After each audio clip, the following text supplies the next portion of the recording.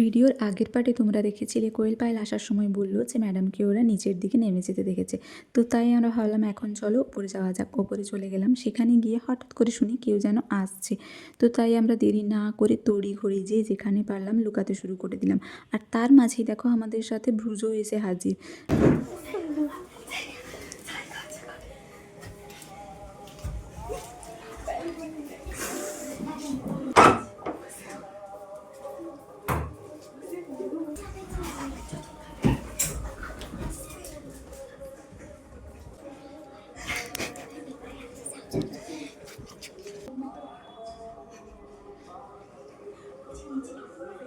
সবাই তো অনেক কষ্ট করে লুকিয়ে পড়লাম। তারপর বুবু এসে খবর দিল যে না, ম্যাডাম আসেনি, ম্যাডাম নাকি নিচে খাওয়া দাওয়া করছে।